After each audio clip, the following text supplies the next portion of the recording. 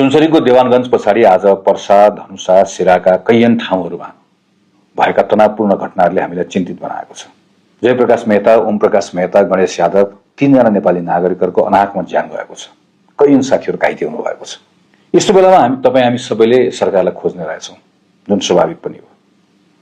तर यस्तो तनावका बीचमा, कर्फ्यूका बीचमा सरकार खोज्दै गर्दा हामीले भेटेनौँ। सरकार र खास गरी गृह प्रशासनको जुन खालको असंवेदनशीलता देखियो त्यसले हामीले थप चिन्तित बनाएको छ। भर्खरै सम्माननीय प्रधानमन्त्रीजीको सम्बोधन हामीले सुन्यौं। सम्बोधनमा भनिएको छ जसले लापरवाही गरेको छ त्यसले कारबाही हुन्छ। यसका निम्ति गृह मन्त्रालयमा हामीले एउटा समिति बनाएका छौँ। यस्तो झाडो टार्ने समितिले हुँदैन। एउटा विश्वसनीय न्यायिक छानबिन समिति बनाउनु पर्छ। किन योभन्दा पहिले पनि हामीले देखेका छौँ। एउटा त सरकारले कतिपय कुराहरू भन्छ, आश्वासन दिन्छ, पूरा गर्दैन। दोस्रो, यस्तो सन्दर्भहरूमा गहिराईमा गएर छानबिन अनुसन्धान हुँदैन। त्यसैले गल्ती गर्नेले सजाय पाउने गरिकन र विषयवस्तु यस्तो अवस्थामा किन पुग्यो भन्ने कुरा भोलिका दिनमा हामीलाई थाहा पाउनका निम्ति पनि एउटा विश्वसनीय आयोग बनाउनुपर्छ, समिति बनाउनुपर्छ।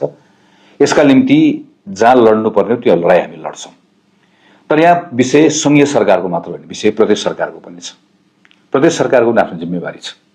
यही कुरालाई लिएर केही समय अगाडि मैले मध्य प्रदेशका मुख्यमन्त्रीसँग कुराकानी गरेँ। केही कामहरू भइरहेको कुराको जानकारी गराउनु भयो। यतिले पुग्दैन, थप पहल कदमी तपाईँले लिनुपर्छ भनेर उहाँलाई भनेको छु। सुनसरी र अरू प्रभावित जिल्लाहरू, खास गरी मध्य प्रदेशका जिल्ला अन्तर्गत रहेका थुप्रै गाउँपालिका, नगरपालिकाको प्रमुखहरू र कतिपय ठाउँमा त वडा अध्यक्षहरूसँग पनि आज दिनभरि मैले प्रत्यक्ष संवाद गरेको छु। उहाँहरूलाई मैले भनेको छु कि यो बेलामा तपाईँहरूसँग बडो ठुलो अपेक्षा छ। भोलि हामी अझै बृहत बैठक मार्फत सबै तहका साथीहरूका बीचमा कुराकानी पुर्याउनेछौँ। यो सरकारको मात्र होइन, हाम्रो पनि अरू थप जिम्मेवारीको कुरा छ, राजनीतिक दलहरूको पनि। हामीले हाम्रो पार्टीका साथीहरूलाई भनिसकेका छौँ। फेरि म दोहोऱ्याएर भन्छु, नेपाली कांग्रेसका प्रत्येक सदस्यले जो जहाँ हुनुहुन्छ त्यहाँबाट सामाजिक सद्भावको निम्ति, धार्मिक सहिष्णुताका निम्ति, बन्धुत्वका निम्ति सक्ने काम तपाईँले गर्ने हो। तपाईँले गर्नुपर्छ, गरिराख्नु भएको छ। कोही कसैले पनि कुनै पनि मिथ्या सूचना फैलाउने, कुनै पनि भ्रम फैलाउने, उत्तेजना फैलाउने, हिंसामा सहभागी हुने कुरा तपाईँले गर्नुहुन्न भन्ने अपेक्षा गरेको छु। यदि कसैले गर्नुभएको छ भने त्यो अनएक्सेप्टेबल हुन्छ। म हिंसामा पनि सहभागी हुन्छु, नेपाली कांग्रेसको सदस्य पनि भइरहेको छु भन्ने कुरा त्यो स्वीकार्य हुन्न। यो बेलामा तपाईँले पार्टीको एउटा सदस्यको रियल क्यारेक्टर तपाईँले देखाउनुपर्छ। तपाईँसँग मेरो यो अपेक्षा छ, तपाईँसँग मेरो अनुरोध पनि छ। आज मैले साथीहरूसँग कुराकानी गर्दा मलाई के जानकारी भयो भने थुप्रै युवा साथीहरू सडकमा आउनु भएको छ। म जेनजी साथीहरूलाई, नौजवान साथीहरूलाई विशेष अनुरोध गर्न चाहन्छु। अब हामीले अर्को एउटा हिंसा थेक्न सक्दैनौँ, हामीले अर्को आगो थेक्न सक्दैनौँ। हिंसा र उत्तेजनाले हामीलाई कहीँ पनि पुर्याउँदैन। समस्याहरू भएका छन्। नागरिकहरूले, साथीहरूले ज्यान गुमाउनु भएको छ, आगलागी भएको छ, कति साथीहरू घाइते हुनु भएको छ। यो एक एकको हिसाब किताब हामीले गर्नुपर्छ।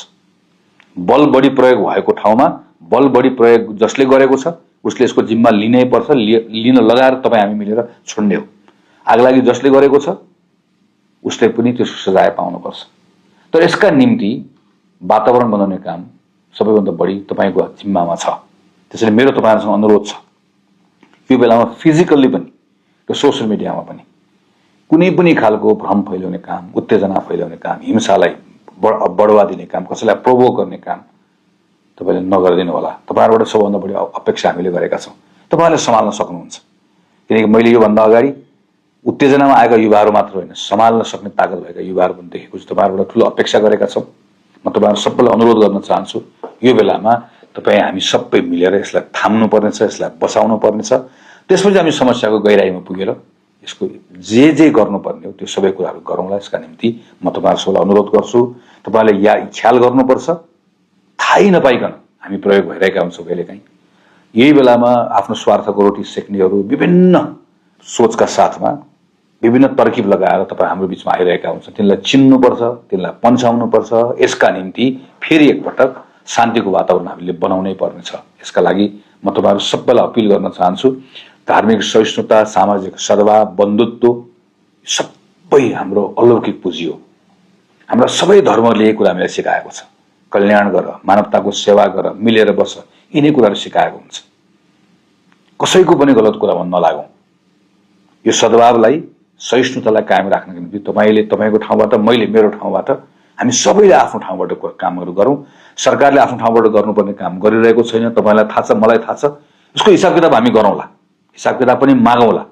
तर यो बेलामा हिसाब किताब माग्ने कुरालाई पनि केही समय थाती राखेर तपाईँले तपाईँको ड्युटी, मैले मेरो ड्युटी गर्नुपर्ने छ, किनकि सद्भाव हामीलाई चाहिएको छ, सहिष्णुता हामीलाई चाहिएको छ।